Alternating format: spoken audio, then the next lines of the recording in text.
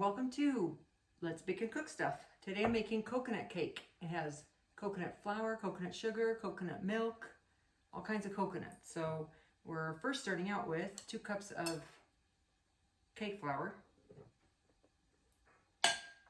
half a cup of coconut flour, 2 teaspoons of baking powder, 1 teaspoon of salt, and a half a teaspoon of baking soda. We're whisking these, making sure these are combined. I think I said flour, it's cake flour, by the way, but you can use all-purpose. Your cake just won't be as light, that's all. Now, half a cup of butter, half a cup of coconut oil.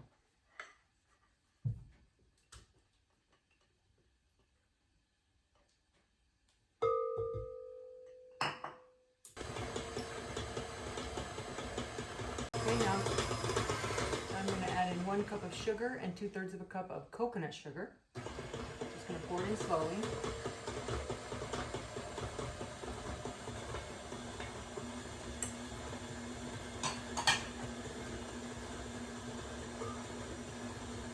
If you can't find coconut sugar, you can just use regular sugar. It's a little less sweet than regular sugar. And let that beat for about a minute.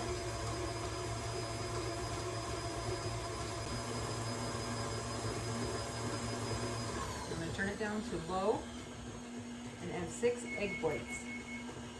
That's signaling that my oven is ready. We're heating the oven to 350 degrees Fahrenheit. 6 egg whites, all at once. Now back to low. 1/3 of the flour is going in.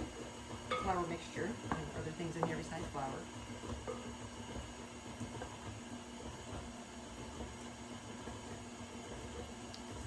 And this is 1/2 of a cup of buttermilk.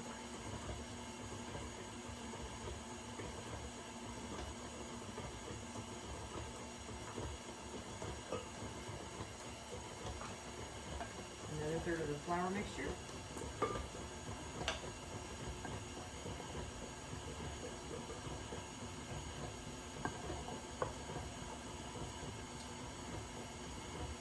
This is 1 cup of coconut milk.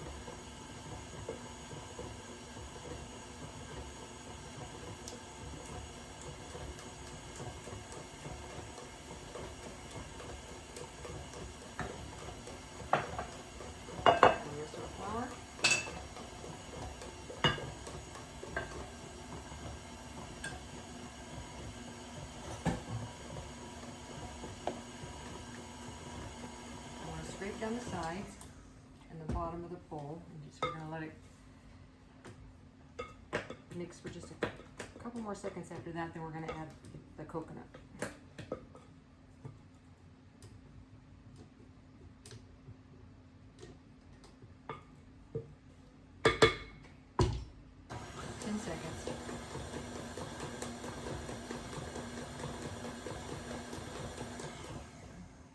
This is 1 cup of coconut. I actually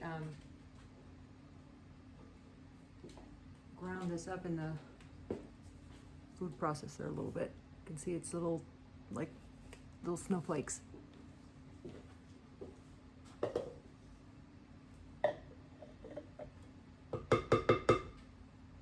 just to combine.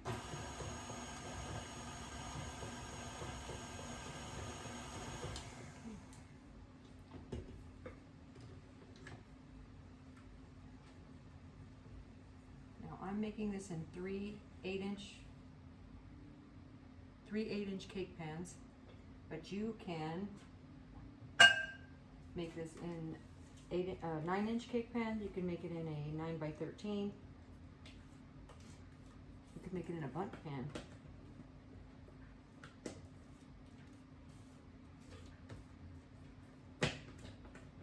Everything's in there now.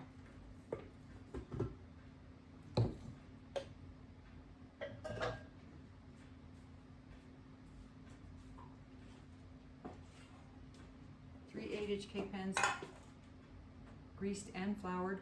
I greased them first, then I put the parchment paper, then I greased and then floured all of that.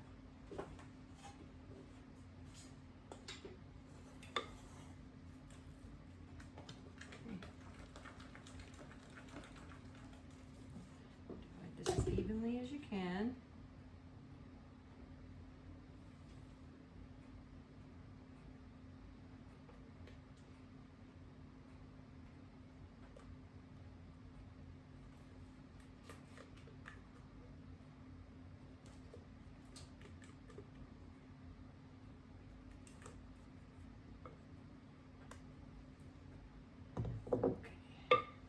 I'm going to weigh these to make sure that they're even. You want them to be, you know, pretty even. They don't have to be exact, but you want them to be really close to being even.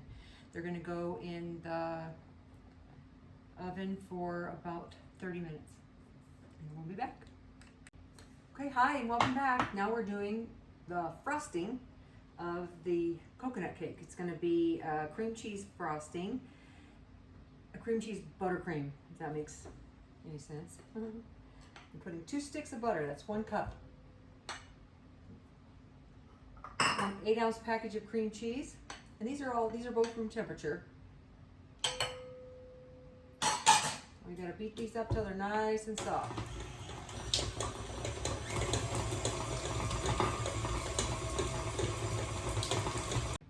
And now I'm gonna add 5 cups of powdered sugar, a little bit at a time. I'm not gonna add the whole thing all at once. On low speed, if you know what's good for you. Now you could make this without the cream cheese. If you didn't have any, you didn't feel like going to the store, you could make it without the cream cheese. You know, it just won't be cream cheesy. It'll just be just like regular buttercream, but with some coconut in it. I'm actually putting coconut milk in this frosting as well. We have 5 elements of coconut in that cake. We had coconut oil, coconut flour, coconut sugar, and coconut milk. So yeah, 5 elements of chocolate. Anyway, I'm going to be adding this, you know, about a scoop of it at a time. Let it get mixed in there and then add the next scoop. You could dump it all in there at once, and I have done that myself, but it just goes easier. It's a lot more smoother this way. I don't sift my powdered sugar. It melts so easily that I just don't see a need for it. I see a lot of people who say it must be done, and a lot of recipes call for you to do it, but I don't. I've never had any problems if they say, oh, it's lumpy. It's like, when is powdered sugar ever lumpy? Like, it might be lumpy in your bowl, but once you mix it with something else, it melts. So, I mean, maybe you have a different opinion. I'd love to hear it. Go ahead and put it in the comments section down below, but I just don't do that. Oh, you know what I forgot to say too is I added just a pinch of salt to this powdered sugar. Starting to thicken up. This isn't a cake I make very often. I've maybe made 3 or 4 coconut cakes my whole life, so it's not something I make all the time, but I bought some coconut flour to do a keto thing. I don't know if you've seen that keto bread I made with the coconut flour and the psyllium husk and all that stuff. Anyway, I got it, so I said, well, I'm going to try and find some other things to make this, use this coconut flour. It actually expires in January, which doesn't seem like it seems like far away, but you know, before you know it, it'll be here, and I don't want to throw it out, so I'm going to use it. I just bought it off the internet. Just came a couple days ago. Okay. Now, only because I have it, I'm adding in a 1/2 teaspoon of coconut extract, but I would, under any circumstance, add a 1/2 teaspoon of the vanilla extract. Okay. But if you don't have coconut extract, don't go out of your way to go get it. Now I've got 4 tablespoons here of coconut milk. I'm going to add about half of it and see how that goes and see if I need any more. It looks like it's actually in pretty good shape. I'm probably not going to need very much of it.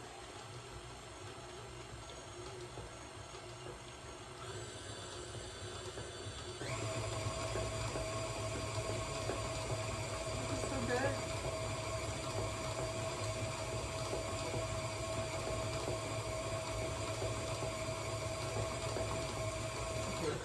Last thing I want to do, I'm going to scrape down the sides. I used to resist doing that when I first got this mixer. I was like, no, I paid $300 for this mixer. It should do it for me. Why do I have to scrape down the sides and stuff? But you do have to do it. If you don't, stuff gets stuck to the sides and stuff gets stuck on the bottom. And I don't know if there's a better mixer out there, but whatever. I'm just gonna beat this for like a minute to just beat some air into it and get it nice and fluffy. You can skip this step if you want a more dense frosting, but I want it more airy. Okay, now we have frosting. And it tastes cream cheesy and coconutty. So if you like those two flavors, then you're gonna like this frosting. You know, I'm a baker, so I always have butter and cream cheese on in my fridge. So, but if you don't have it, don't go out of your way. All right, so I'm gonna put about a half a cup of frosting in the center of my first layer. And what's kind of cool about this is that you don't have to, it's not going to be decorated at all. We're just going to frost it. We're going to put that coconut. I got these coconut chips. Now you can use just regular coconut, like the coconut I put in the cake. You can do that.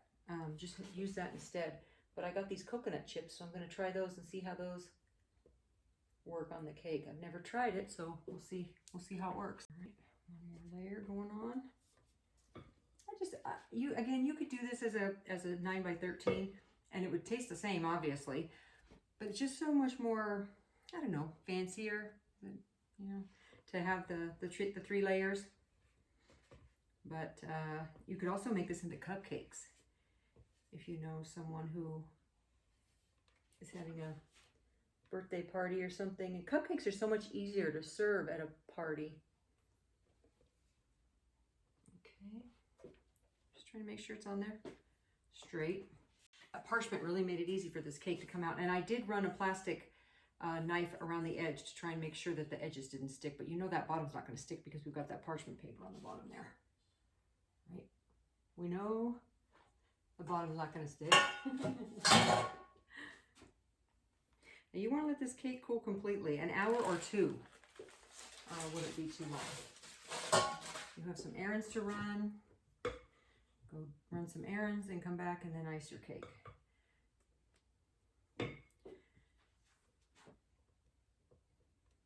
delicious does this look? Now I took a cake decorating class years ago, and they said that if your cake is more than 4 inches high, then you need to put dowels in it. So I don't think this is 4 inches. So don't freak out if you can't get it smooth. I have the toughest time, and I've been doing cakes for many, many years, and I have the toughest time getting it nice and smooth. And see, this has, I don't know if you can see it, but it has a couple of crumbs on top. I'm not going to trip on it because we're going to put coconut over it, so no one's going to be the wiser. Okay, now to put the coconut on here, you do want to do that now as opposed to later, because once the frosting gets stiff, it'll be too hard to, you know, the coconut won't stick to it. It'll crust over. Okay. Not bad, huh? All right. And what I want to do here, now these are toasted coconut chips. Okay, again, use flaked coconut if that's what you have. And then I'm going to crunch up what I'm going to put on the sides. And these are crunchy. These are actually kind of a neat snack, almost like a potato chip. So we're going to try and run it up the sides. And it's going to be a mess. Oh, I got it away.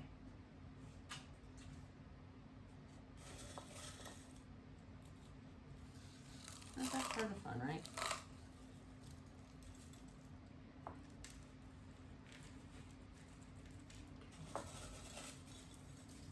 And I'm crunching this up a little bit on the sides, but I'm not going to do it on the top. I'm going to put the whole, well, you know, the whole chips on there.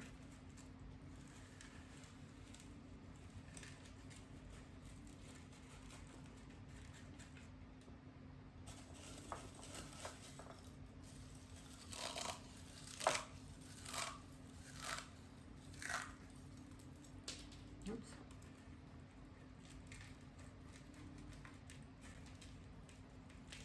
see? Now this is, you know, your cake. So you do it how you want to do it. I kind of had intended to only make the crumbs go, the coconut go up about halfway, you know, 2/3 up the sides of the cake.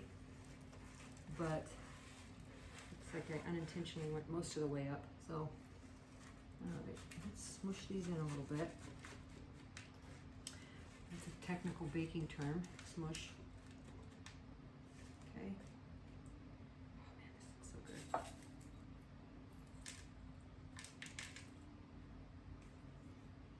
Okay.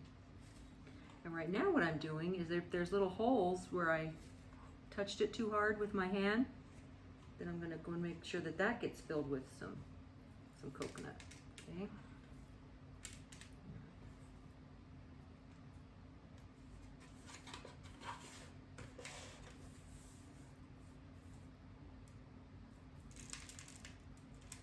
Okay. All right, now,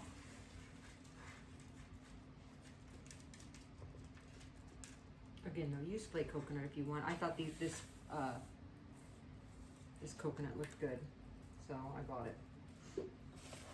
But I want coconut all over this cake. I want, when you take a bite of it, you're gonna know it's coconut, right?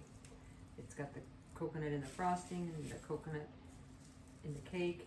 It's got the coconut oil and the coconut flour. Coconut flour, you gotta be very careful with it. It's not, you can't swap it one for one like you can like certain other flours. You can swap it one for all purpose. You can't do that with that. It absorbs the liquid so much more. So you have to, I read one article that said you almost have to do it like 4 times as much. So if you were going to use a cup of coconut flour and you normally use like say a cup of milk with that, you'd actually have to use like 4 cups of milk with that. I mean, test it out, but actually what I did is I added a little more egg. I normally would put 5 eggs and I used 6, and then I normally would use 1/4 cup of the coconut oil and I used 1/2 cup. So I upped the liquid that way. Okay, well this cake is done for now. It does need to sit in the fridge for, I don't know, 30 minutes to an hour. And then we're gonna cut into it and you're gonna see a delicious coconut cake made with 5 kinds of coconut. Oh, not even count the coconut extract in the frosting. So 6 kinds of coconut. Did you even know there was 6 kinds of coconut? I didn't. Anyway, I'll see you back here in a couple of seconds, but it's actually gonna be like half an hour to an hour. Thanks for watching. Hey, have you subscribed yet? If you wanna see more of my videos, they will alert you. So if you'll subscribe and touch the bell, they'll say, hey, guess what? There's a new video out if you want to take a look. And if you would share this video, that'd be awesome. And if you would actually just give it a thumbs up, that would be appreciated as well. I'll be right back. Well, there you have it. It's a coconut cake made with 5 different kinds of coconut. I'll show you the inside. Look at that.